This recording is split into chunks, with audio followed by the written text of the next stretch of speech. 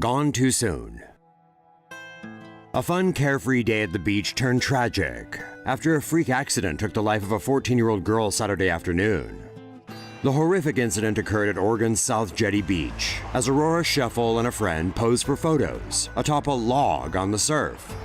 Her pal had just jumped off when a wave hit the log, causing Sheffel to fall and hit her head and neck. The heavy, waterlogged trunk then rolled over her legs, pinning her down.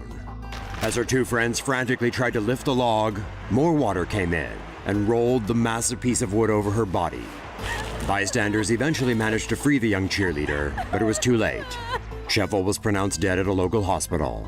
A happy straight-A student, the teen was loved by many in her Eugene, Oregon community.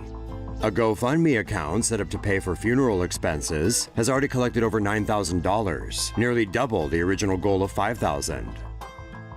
Say no to safe spaces on YouTube.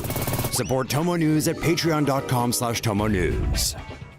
Enjoying the sun, sand, and sea is usually pretty harmless, except of course when it isn't. Vacationing woman killed in freak accident. Celebration turned to tragedy after a runaway beach umbrella snuffed a woman's life out from under her. Lottie Belk was at Virginia Beach on Wednesday to celebrate her upcoming birthday and anniversary. Winds up to 25 miles per hour had been reported that day. A particularly strong gust uprooted an anchored umbrella and sent it flying across the sand. The sharp end of the umbrella struck Belk, stabbing her right in the chest.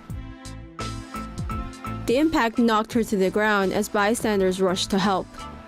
Rescuers brought her to the hospital where she later died from her injuries. Belk was a mental health professional from Chesterfield, Virginia. She's survived by her husband and 2 kids. Sinkhole swallows vehicles on Australian beach campground. Dozens of holidaygoers got quite the scare over the weekend when the beach they were camping on suddenly collapsed into the ocean. A large sinkhole opened up near Queensland's Rainbow Beach, terrifying campers along Inskip Point on Saturday. Fishermen were the first to notice the shoreline quickly receding into the ocean around 10:30 p.m. Casey Hughes told ABC News it sounded like thunder as the sinkhole was opening. The sinkhole was 150 meters long, 50 meters wide, and 3 meters deep. The sinkhole swallowed up 1 car, a caravan, a camper trailer, and several tents. 140 people were evacuated from the campground. No injuries were reported.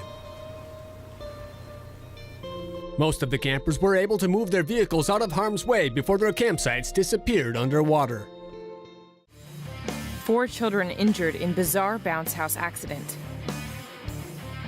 A small waterspout that touched shore on Monday in Fort Lauderdale, Florida seemed harmless until this moment. Oh, bounce house! Oh, these kids on it! Oh my God! That's me, you got that?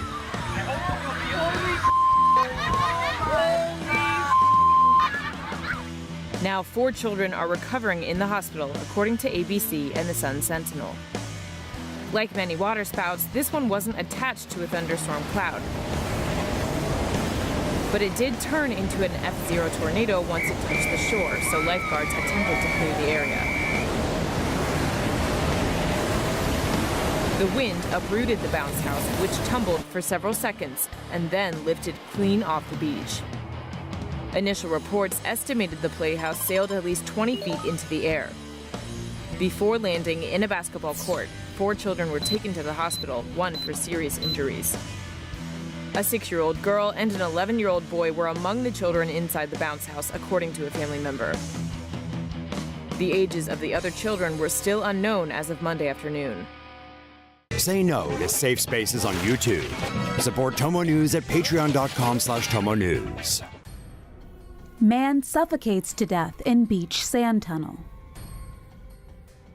A summer vacation isn't complete without a trip to the beach.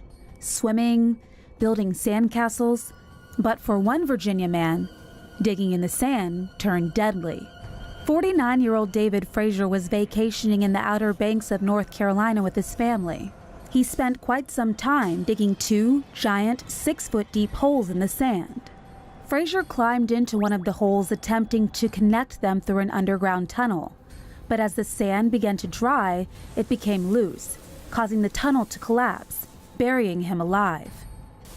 It took beachgoers nearly 15 minutes before they were finally able to dig him out.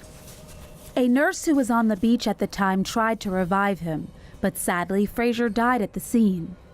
10 years ago, a similar incident occurred at a nearby beach. Park officials offer this warning to vacationers: don't dig holes that are deeper than your knees.